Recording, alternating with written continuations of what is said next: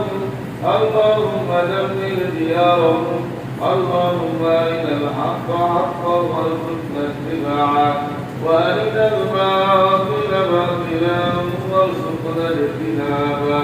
يا رب العالمين يا أرحم الراحمين মাবুদ আমরা সকলেই গুনাহগার আপনি গফফার ও মালিক আপনি যে দেখেন ইয়া আল্লাহ আপনার বান্দারা খানায়ে কাবার শাখা ঘরে মসজিদে নরের নামাজ আমাদের সাথে আদায় করে ইয়া আল্লাহ নিষ্পাপ মাসুম 12টি সন্তানের হাতে আপনার কালামুল্লাহ শরীফ লৌহে মাহফুজ থেকে যেই নবীর উপর আপনি আল্লাহ 23 বছর নবুয়তি জিন্দেগি দেন ইয়া আল্লাহ বারবার ইয়া আল্লাহ কদর অনুযায়ী দান করেছিলেন নাযিল করেছিলেন সেই কোরআনকে আল্লাহ আমরা এই মাসুম সন্তানদের হাতে উঠিয়ে দিলাম মাবুদ ইয়া আল্লাহ এই সন্তানদেরকে কোরআনের ধারক বাহক হিসেবে আপনি কবুল করে নেন আমিন কোরআন হিসেবে কবুল করে নেন ইয়া আল্লাহ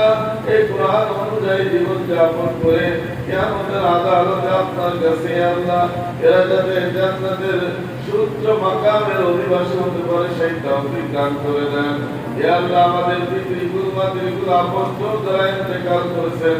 আপনি সকলকে মাফ করে দেন ইয়া আল্লাহ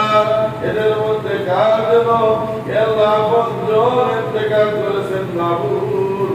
ইয়া আল্লাহ আমরা অনেকেই বাড়িতে ছোটবেলা যখন বারবার অন্যায় করতাম ইয়া আল্লাহ সন্ধ্যাবেলা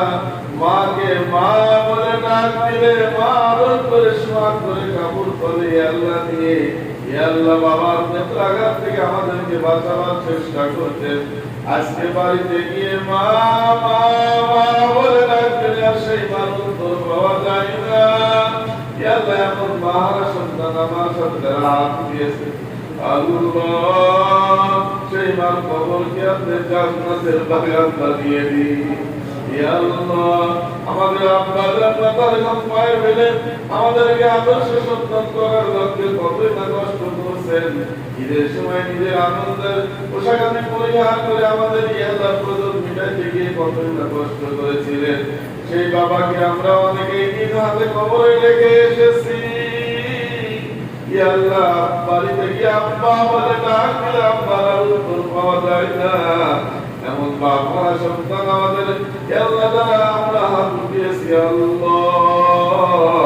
আমাদের আব্বা যাদের সারা জীবনের গুনাহ খাতা মাফ করে দেন আব্বার কবরকে জান্নাতের বাগান বানিয়ে দেন ইয়া আল্লাহ আমাদের দাদা দাদি নানা নানি ছেলে মেয়ে ভাই বোন